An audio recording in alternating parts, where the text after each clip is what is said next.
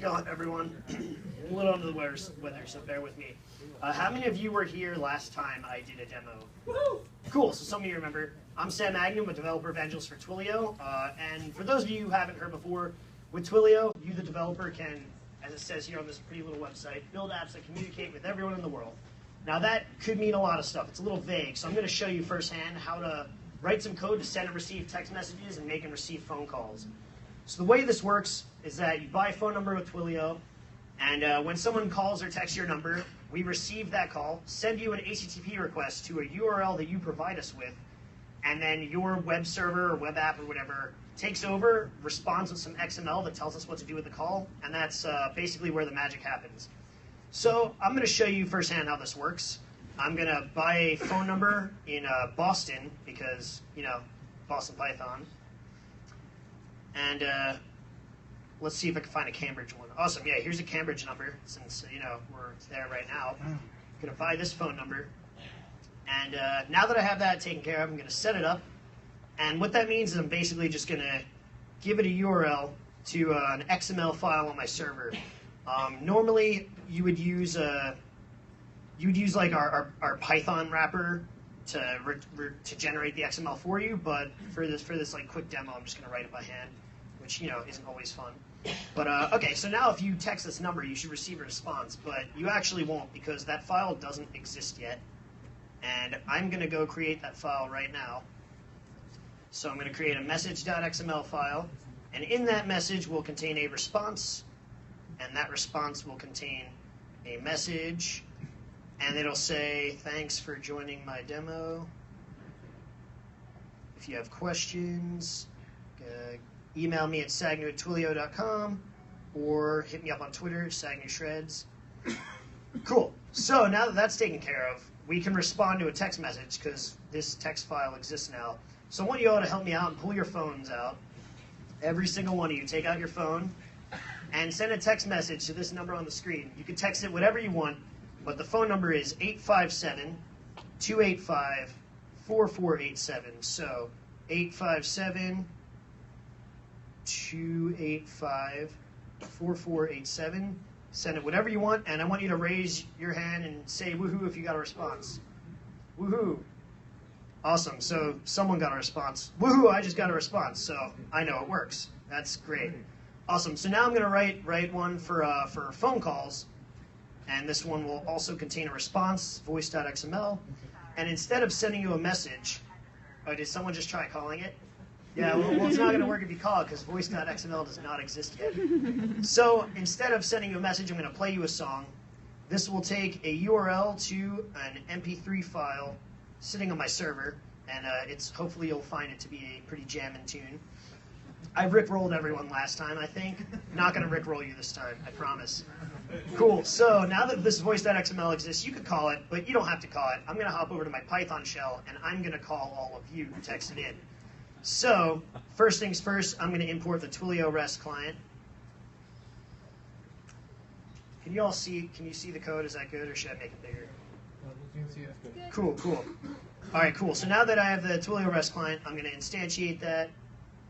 This is where I would usually give it my authentication credentials, but I have those saved in environment variables, so none of you troll me. Now I'm going to create a list of numbers, and this will be all of your phone numbers. Don't worry, I won't show them on the screen. Now I'm going to go through all of the messages that were sent to my Twilio phone number. I have to go copy that real quick, though. Cool, so all the messages that were sent to that number.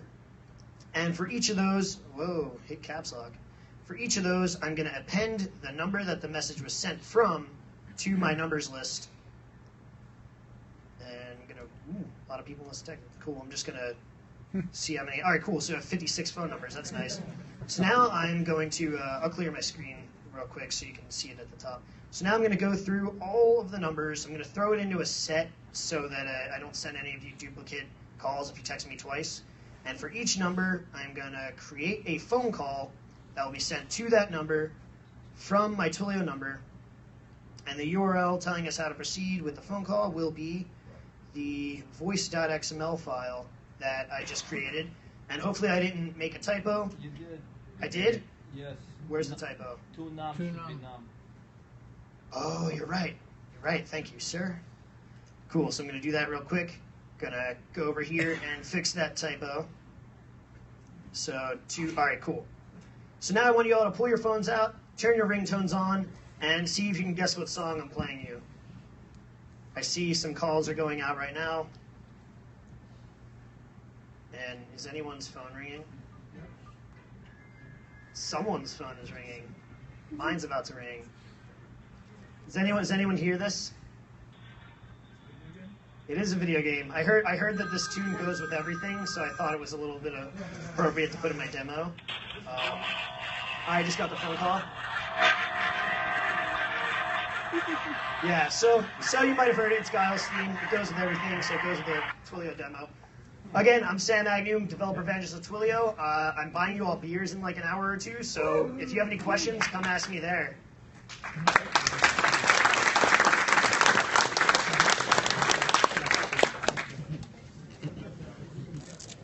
Testing, 1, 2, 3.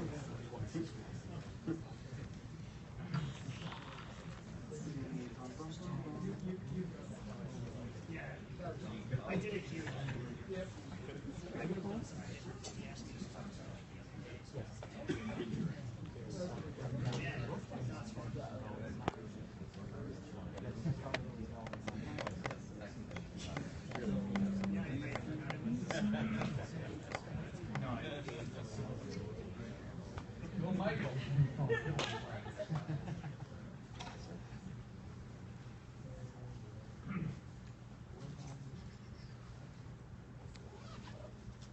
All right, welcome to Web Automation for testing, time saving, and profit. I'm going to tell you a little bit about automation, what's currently out there, which is Selenium, and some improvements that we're going to make to that. So starting off, I like to automate things. I've come from HubSpot, Jana, and currently at Veracode. HubSpot, as you all may know, big company in Boston. Jana, they just raised like $57 million from Verizon, and Veracode security software startup in Burlington. So I've automated testing, website migrations, customer support. You can automate that, data extraction, and a lot of other things.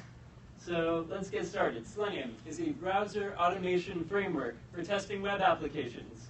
And you might be more familiar with the latest iteration of that, which is called WebDriver, aka Selenium 2.0.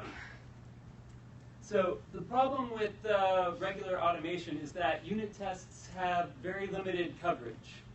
And like different web browsers, you got Firefox, Chrome, IE, they can display the same data but differently. So that's why web automation is very important. So common issues with automation, it can be pretty slow, like it can be flaky, unreliable, and it's like tricky. This is like current, say, build of Selenium WebDriver. It can be tricky to read other scripts because it can get like very complicated, very extensive, and there could be a lot of time-consuming setup. For instance, if you want to connect to a database or you want to upload all your logs to S3 over the web, lots of things that you can do to improve on that. So one of the common things you'll find in automation are time.sleep statements that people often like throw out in all their automation to wait for elements to appear. That can be very slow and inefficient, and there's a better solution where if you wait for, say, an element to appear before acting on it, you can do way better than that. Let's see, so unexpected can happen when you're trying to interact with a page object that hasn't fully loaded. So in order to make that better, you want to say like a click function that waits for the element to appear and then tries to click on it, and then you won't have to worry about flaky tests, which is probably what a lot of automation engineers are complaining about these days. So long lines of code are common. As you can see here, if you're using regular standard WebDriver, driver.findElement by CSS selector, text area, and then like send keys text, this is what you might have to write just to like type out some simple like text into the text area. However, what if you did something that was even simpler than that? For instance, self.update text, text area text. It makes it way simpler, easier to read, and you can like go through the code understanding like everything that's going on way better than you would normally. So that's why that is like a key upgrade. Let's see. takes a lot of extra code and time if you want to, say, write code that logs data to a database you're using, for instance, like MySQL. So with a framework, SeleniumBase, I'm about to show you, it's going to take care of all that for you with like a settings.py configuration file where you just put in, say, your MySQL connection data and it'll immediately connect to the database and start saving test data there. There will be live demos at the end of all this going on, assuming the network connection is pretty good when I start that. And let's say you want to save screenshots and data automatically when there's a test failure and like log all those. I've got a solution for that too. Moving on. So SeleniumBase is open source Python framework. It makes it way easier to write reliable browser automation. And you can find it on GitHub right now, seleniumbase.com. It will link you to the GitHub repo of mine, where you'll be able to like read up a giant README, everything from installing like, say, pip requirements, setup.py install. And the great news is that it's also in PyPy, so if you just do pip install SeleniumBase, you'll be able to install it just like that, no problem. Moving on. So the setup is wicked easy, and just a few commands and you're off and automating. I'm going to show you how easy that is at the end when I run the live demos. So it's reliable because when there's an action such as click, it's going to wait for the element to appear, and then when the element's fully there, then it's going to actually click on it. Similar with like typing in text. It makes a big difference. And all of a sudden, when you write your WebDriver scripts, you won't have to worry like, oh, do I need to put a time.sleep statement here or something's wrong? You can make it way better than that. Let's see. So easy to write scripts quickly because the language is simpler than standard WebDriver, as you saw before with a simple command. And because it's built on top of Selenium and WebDriver, any WebDriver call that you want to make, you can do it easily with SeleniumBase by doing self.driver and then the WebDriver command that you want to use. Moving on. So pip install SeleniumBase, really easy. And then if you want to like run your automation on different web browsers, you just like download those separately, i.e. Firefox, Chrome, Safari. You can even do it headlessly. There's a headless option. So the cool thing about with SeleniumBase, you can like set a bunch of options from the command line. So if you want to switch your tests to go from like Chrome to Firefox, you can just do --browser equals Chrome Firefox right from the command line, and it's going to take care of all that for you. Let's see. So you can also clone it like this, seleniumbase.git from my GitHub repository, and there's some few examples from there where you can run your first test. Although the network here is a little flaky, so you might want to try connecting with your like mobile phone to do it. Might be easier. And then the default test runs with Firefox, so it's really easy. Oh, you guys didn't want to take a picture, go for it. Cool. So really easy. Also, these slides will be up somewhere after this talk. So reliable methods means that the methods are going to wait for page objects to appear before acting on them, like click, update text, a bunch of other methods, so that when you try to execute a Selenium command, it's going to like make sure it like works. It waits for the page load. And if the element isn't there, like after waiting, say, like 5-10 seconds or so, all these timeout settings are set into the settings.py config file. So if you go into that, you'll be able to configure things really easily. Moving on, let's see. So here's the integration that I've built in, and it all works because SeleniumBase is actively being used at HubSpot, Jana, and Veracode, and a few other places. So actual companies are using this because I spent a lot of time building this out. So it works. I'll get into the MySQL integration. There's basically libraries in where you just specify, I'm going to connect to this MySQL database, and you have to run a little setup so that it creates all the tables that you need, like rows and columns, so that you're all ready to go when that's ready. S3 uploading, a simple example, you can upload your files, say, into your S3, so that like if test fails, you can like have a link from Jenkins, goes right to your S3, and it sees like screenshots of like where your test failed. Be like, okay, that's interesting. So good to know.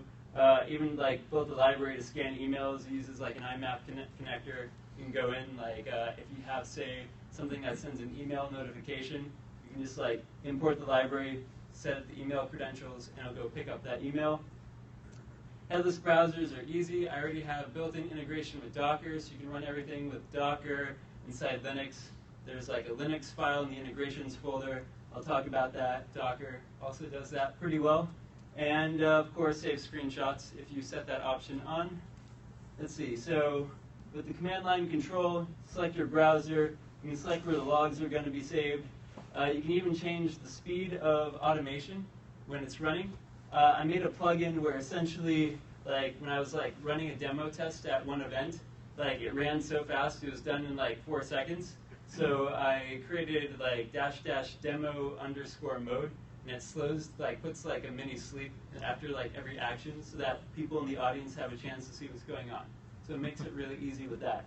So also the MySQL option, like yes, save my data into MySQL and running it, S3, cool, all that and more. It's all pretty good. Moving on, so you can set timeout lengths, like the S3 bucket you want to upload log files to. All this is configurable. When we go into SeleniumBase.com later on GitHub, I'll show you like the files that you'll want to need if, say, you want to start using this framework for yourselves, your own company, or for your own personal automation needs. Let's see. Settings.py, as I mentioned, located in the SeleniumBase config folder. That's the file you want to update if you want to set your MySQL credentials S3. And it's all open source. It's all free. Anyone can like use all this. It's pretty easy. Python set.py install, or just pip install SeleniumBase does the job. Here's like a sample test from an example test showing you like how easy and simplified things are. So all the stuff with opening, say, web browsers, that's all like already masked out for you. Like when the command line, you say like run this test using this browser, it already like does the thing of spinning up a browser before your test even begins and spinning it back down after the test is done. So you don't have to worry about like, oh yeah, spin up a browser and all that. It's already done for you, which makes it really easy. And that's why this has been pretty popular at the companies I've worked at. It's like, oh wow, just like makes life easier. Yeah, like great. So going through this, like open a URL, self.open, pretty easy. You can wait for an element, like if you want to verify that elements are appearing on the page for like a test. And there's a default timeout for that, also set in settings.py. So if, say, the default timeout is 10 seconds, if 10 seconds goes by and that element does not appear, the test will fail. And oh yeah, you can also run this with PyTest or NoseTest. It doesn't matter. You can just interchange the two. It doesn't matter. So another function, click, you've seen. You can also easily say like grab text, like wait for element, like the center, and grab the text. And then you can then do an assert statement. Oh, is this text in that? And if that works, great, cool. Click link text if there's like a link with like text in it. This is just like a few of the very many methods that are there. I have, there's a help docs folder in there where you can see a list of like all the methods that are in there to make life way easier for you if you desire. Let's see, moving on. So if you know Python, you can write automation with SeleniumBase. It's that easy. It's just a Python library for the most part. You can do it through that. Wicked easy, wicked powerful. And you're all here for Python, so since you're already here and you know Python, it's wicked easy to get started. Let's see. Like I said before, run any WebDriver method you want, self.driver, and your method name. So you've got all the power of WebDriver, all the power of Python, plus all this extra stuff that just makes life easier to make tests reliable, connect to a database, store data, all that. Moving on. Let's see, multiple environments, tested on OS X, Windows, Linux, Docker. You know, really easy. I've like, I'll try running a Docker demo for you guys later. And then Linux, just like spin up your Linux machine. I have a Linux file that does all your configuration for you that already like spins up, say, a Chrome driver or browser, like downloads browsers into the machine so you can then run them headlessly. It's all taken care of. Makes it really easy. Here's the Docker example. If you've ever used Docker, you can like, you know how it like does the steps when you do like a Docker build. It's all there. Really simple. The Docker file is right in the main SeleniumBase folder. And if you read there's a README file for the Docker that will make all that really simple for you. Moving on, let's see, Linux example. Here is an example of a test ran through Linux. And in this case, let's see, it ran py.test example is my first test.py. So you see the with Selenium -- headless, like these are like command line options that you can set so that you don't have to add all these into the script. So the -- with Selenium means that if you're running this, it's like a plugin for PyTest, it will make it so that it spins up a browser. And by default, it's set to Firefox. So if you don't see like a -- browser equals Chrome or something else, it will default to that. And then dash dash headless just means it uses, say, XVFB. It's like a headless browser launcher. If you guys are familiar with that, it allows you to like spin up actual browsers, but without the GUI components, so that you can still run tests through that. It makes it really easy for that. Let's move on. It's as easy as, say, py.test, or you can use nose tests. My first test with Selenium, set your browser. These are standard options. There's also with like --db underscore reporting, which like sets data into your MySQL DB. Just SeleniumBase.com, the main readme.md file, will have all that information for you so that you can get started. Yeah, so you can literally just interchange PyTest and nose test. I've like spent a lot of time making it so that they're as close as possible, so that whatever you do with one, you can do with the other. Let's see. So you've got README files to assist you with a bunch of integrations. Most of these were like, someone wanted a Docker integration, so I'm like, all right, so I spent the weekend building up the Docker integration. And then another guy's like, can you like run in like a Linux machine on Google Cloud? And I'm like, yeah, I can do that for you. So I spent like another weekend doing that. And then Selenium Grid, I've got like a special Selenium Grid integration that takes care of all the messy work of spinning up Selenium Grid, the nodes and the root node, so that you can just like run a simple command. Your Selenium Grid's all up and running, really fast, really simple. I'll see how much of this I can live demo if there's time afterward, or like while people are on their way to get drinks afterward. Let's see. So SeleniumBase.com will just link you to my GitHub repo, or at least the initial thing that says you can like download it and all that. Really simple. Key thing note is that robots are coming. Little change of view. So robots will steal people's jobs in the future. Automation will steal jobs, and that's why the future is all about automation. So you gotta learn to automate. You got, or you risk having your job getting automated. So that's why automation is important. You might want to start this now, because in the future, I guarantee people want to automate as many jobs away as possible. I've seen robots, I've seen a lot of things. It's coming, it's nearly here. Be prepared, learn how to automate, and you'll still have a job when like people's jobs start getting automated away. So yeah, start learning automation today. I'm going to do some live demos now. Given the network connections, I'm just going to go over to my laptop and try to run a few things. Let's see.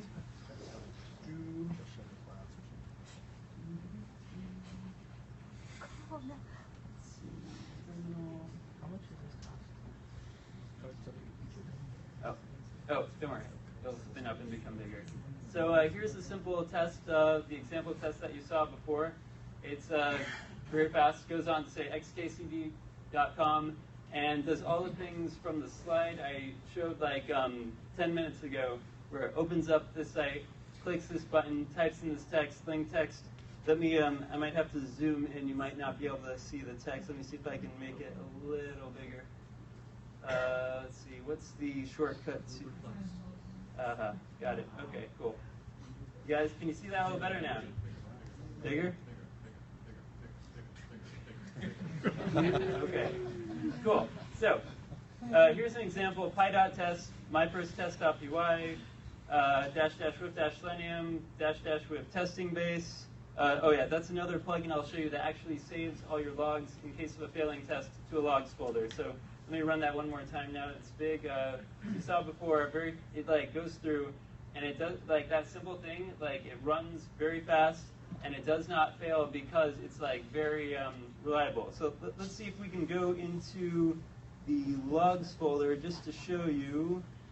Let's see, where is that window? I've got a million windows open. That's no good. Oh, here we go. So here's the logs folder, and I've set it to log data if the previous test that ran has failed. So I'm going to run a test that I've designed to fail automatically. So let's do, instead of my first test.py, we have a test fail in that same folder, in the examples folder. And I'm going to run that. So right now it is going to a site, and it's looking for an element that isn't actually on the page. And you'll notice now in the logs folder is not empty anymore because it's using the logging plugin, which means if you have the logging plugin turned on, then let me zoom that in for you, it generates log files automatically when your tests fail. So for instance, if we go to the screenshot.jpg, and we open that, it gives you a nice full-page screenshot of the last page your test was on when it failed. This is like the #1 thing I've used when, say, okay, let's go into Jenkins. You probably set up like a Jenkins machine that's going to handle all your automation. So you go in like, oh, this test failed, but I don't want to read the errors. I just want to see a screenshot. You can probably figure out what's going on. You go into that, you click the link. It links to, say, your S3, and then inside there you have the screenshot like, oh, I think I see what's wrong with that. It makes it really easy. All that logging is done for you, so you don't even have to bother writing extra code to say logging things on test failures. In addition to that, there are a few other things you'll note in that folder. There is a basic test info file, which, let me see if I can zoom that in. So here's what comes standard.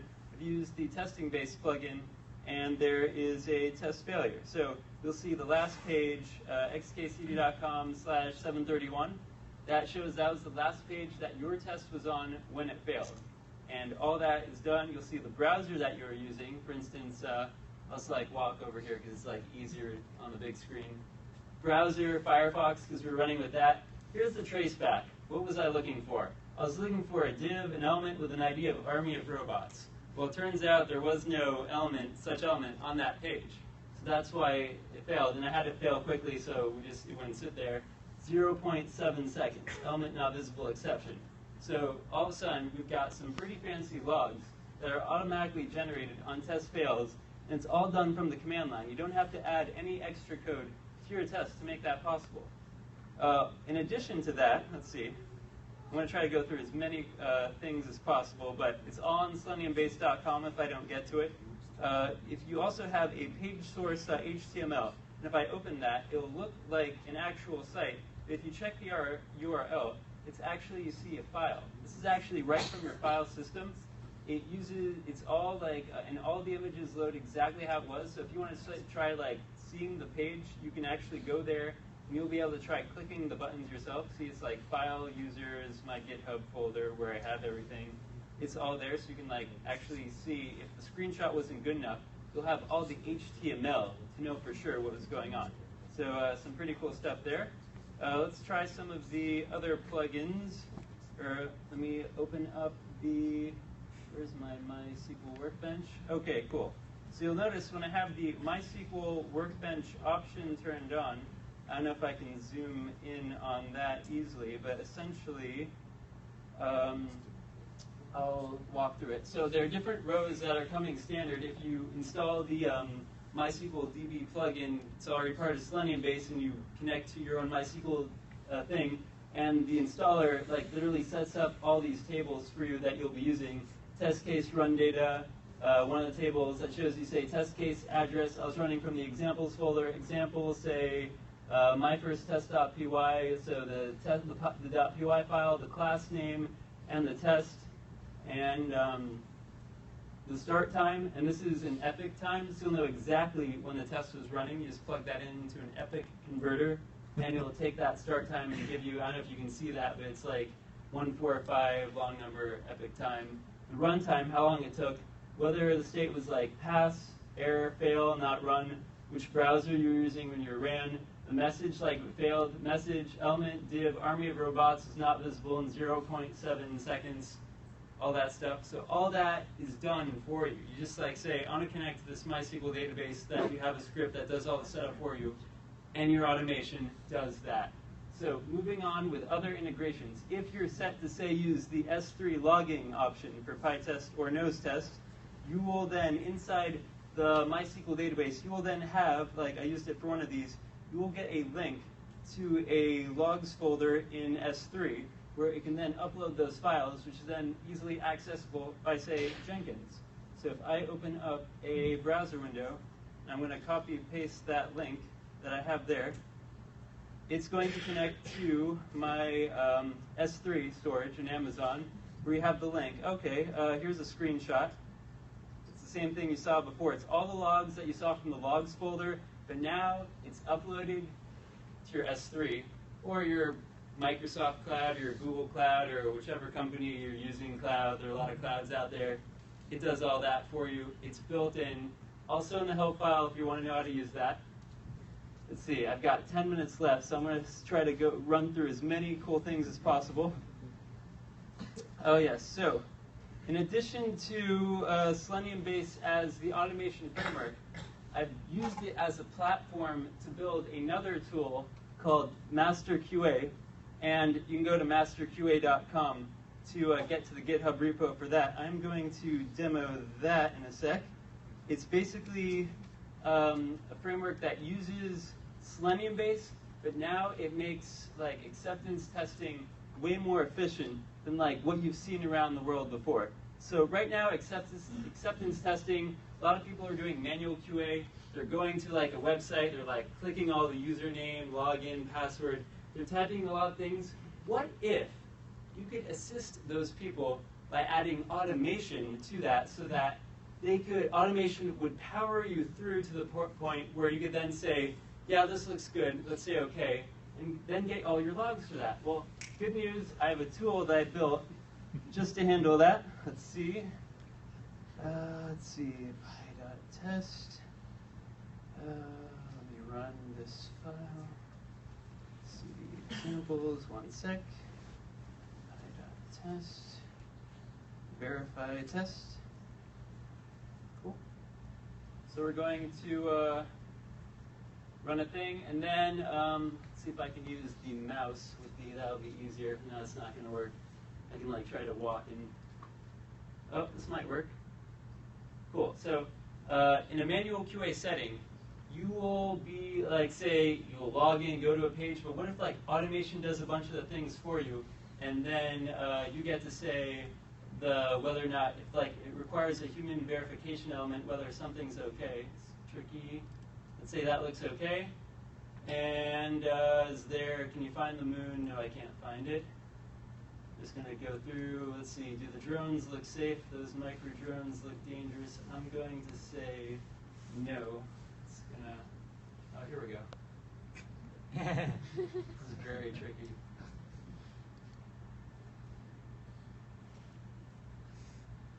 It's like creativity at sea. Does it say hooray robots after doing a search? Yes. Come on, cool. This is very tricky. It's doing some automation, like it's clicking buttons, doing all that, so that it speeds the process, and then the manual QA tester doesn't have to go and click all the things. They can then just be like, go to the page they want to see and be like, is that page okay or not? And I'm going to say, does the page say abnormal expressions? No, it says regular expressions. That's part of the test. Then you get a nice test report summary that says, say, we did 5 total verifications, 2 checks passed, 3 checks failed, and you get a log folder, results table, and like, say, screenshot files of what failed and the actual URL. I'm going to actually use the mouse on the thing because actually it's hard to use a mouse on that screen. I don't think it's made for that. I got 5 minutes remaining, so I'm going to try to speed through this. You go to the log files link, and it looks pretty small, but it has like all the screenshots of, say, the failing pages. So now, if you've got like manual QA going on, and the coolest thing is, you can get a results table.csv that I created. If you open that in, say, spreadsheet, it will say, okay, here are the results of the manual tests that were run using MasterQA. Okay, first check, success. Second 2, failed. Here are the screenshots it saved. Here's the page it was on, the browser that it used, the epic time, so in case it was time sensitive, like something was broken at a certain time, you can use that. The verification instructions, here are all the questions that were asked like at that time when I was saying, does the page look good? Can you find the moon? Drones look safe? Does it say hooray robots on the page? And does the page say abnormal expressions? All that is saved in so that you can create like a report of, say, all your manual QA. So right now, this tool is going to revolutionize, make it so awesome in the future that manual QA is going to completely change. Manual QA people will no longer have to like sit and click through and type in all this text and then be like, is everything looking good? No, the automation will get you right to the page, and then you can say whether or not. Question, yes? So the tests on those pages, I mean, this is awesome, but They're modal dialogues. Can you actually enter text and like click buttons? Yeah. So I'm going to show you actually. Let me show you what that script looks like. It's actually really simple. The script that I used to run that. We're going to quickly jump over to masterqa.com. And that's going to go to the tool created with SeleniumBase view on GitHub. You'll find the examples, and the example I ran was the verify test. Let me see if I can make this a little bigger. Give me a sec. Command +++. Oh, that's working nicely. So the entire test for that is that. So let me talk about that quick. So what you saw there is just a simple thing. I opened up a website on xkcd.com, the webcomic that you saw. I had it say, click a button. I did self.verify, and there's a default message, like, does the page look good, that appears. If you don't ask it a question like self.verify, can you find the moon, on the page that's looking for the moon. Like, I just do, like, I in range 2, click the next button twice in a row, or I click it 5 times in a row. You can pretty much do click anything. The world, anything is possible. It mixes automation with manual QA so that you no longer have to worry about, oh, manual QA people, they're probably like, I don't know, somewhere clicking tons of buttons, they hate their job, whatever, because they have to like type in the same login every time, does the login work, username, password, do the same thing like 20 hours a day. Now this tool is going to make it so that they no longer have to do that. The automation will power them through. Then they say, like, does the page look good? Yes. It does not. If like things change on the website, the script is super easy to maintain, update. Everything is super easy. That's how easy this is. This is all, I've got 1 minute left. This is all open source. It's all free. SeleniumBase.com for the automation framework. MasterQA.com for this platform built on top of SeleniumBase, which handles the manual QA, which will revolutionize the all QA testing, everywhere automation. Like, the world is going to be pretty awesome because all these tools are going to make your lives way easier. Thank you very much.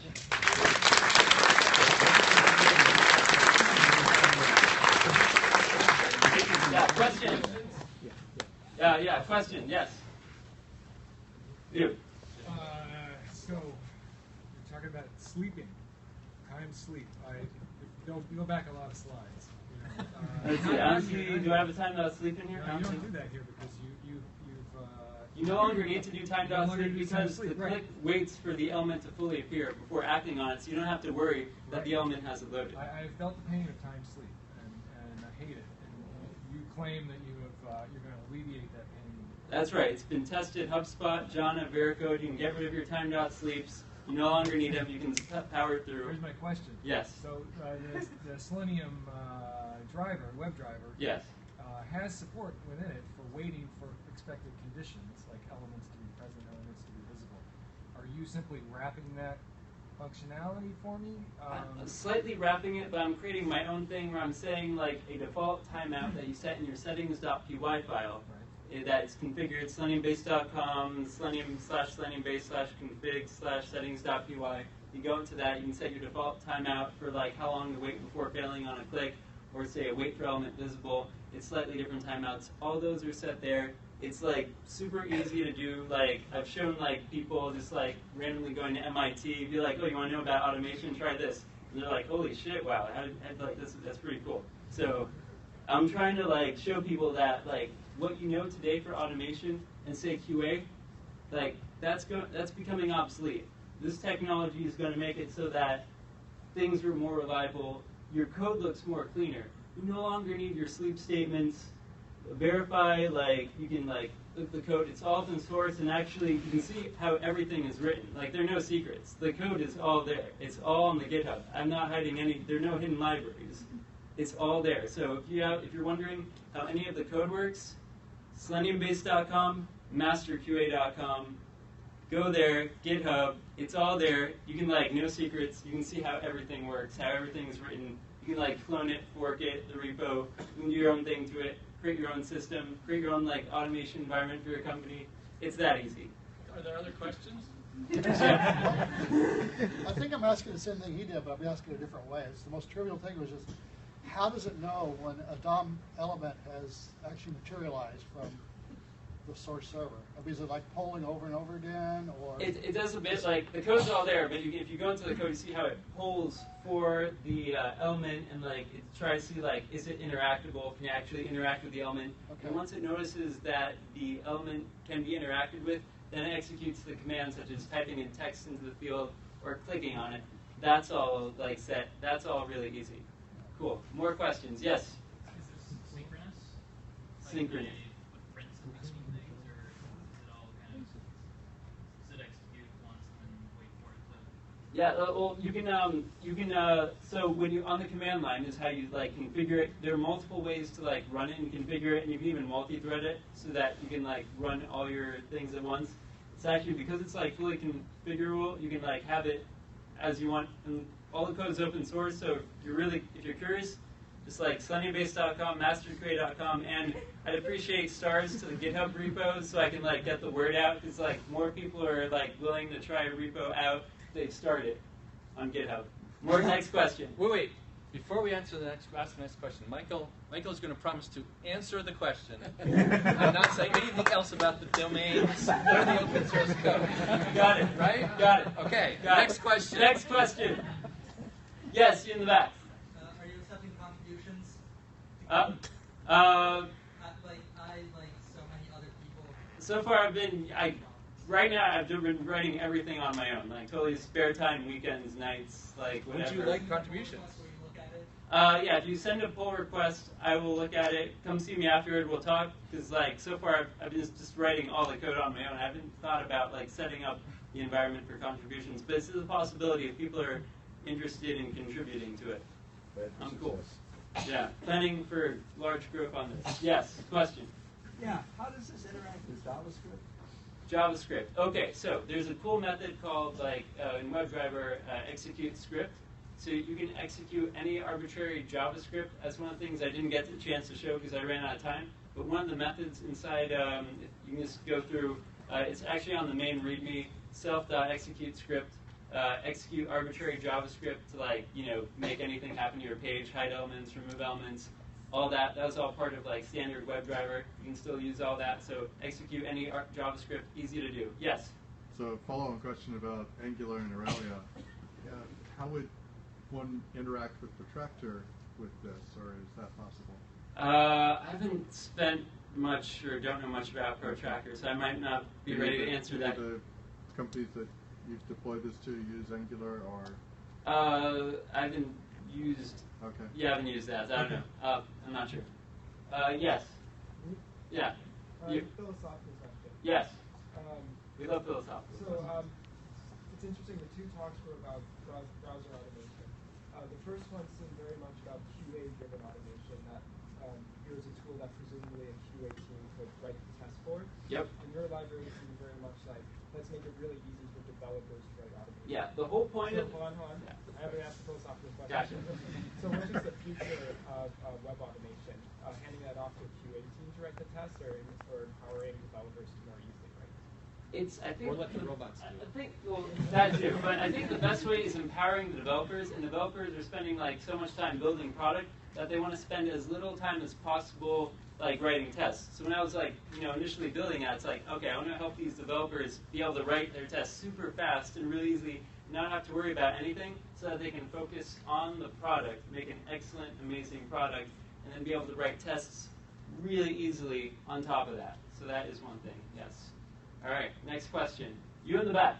What will happen to you when the robots learn how to? I'm hoping that I'll one day be writing the robots that do that. So just you wait a few years from now, I'm going to be programming actual physical robots that Michael's grand plan is to put us all out of work. automation for everything, yeah. Or you can start learning automation now and be a part of that movement. Yes? Why do I want an expensive developer doing my QA testing instead of a cheap QA tester? Why do you want an expensive developer doing... Because if the developer does it, it's a much quicker feedback loop, and you'll spend less time deploying code that later you discover is wrong. Yeah. You want to be able... Developers should be writing their own unit tests and their own integration tests. That's the way to go about it. You don't need to have a separate QA team, but now that you have master QA, you can just write the thing, and the QA team all it does will be done with their it'll take 10 minutes. Next question. Yes, you there. For continuous integration, what have you found to be the most reliable way to run the tests? Because when I was doing just a similar library about 2 years ago, then basically Phantom.js randomly crashed all the time, Headless Chrome randomly crashed all the time.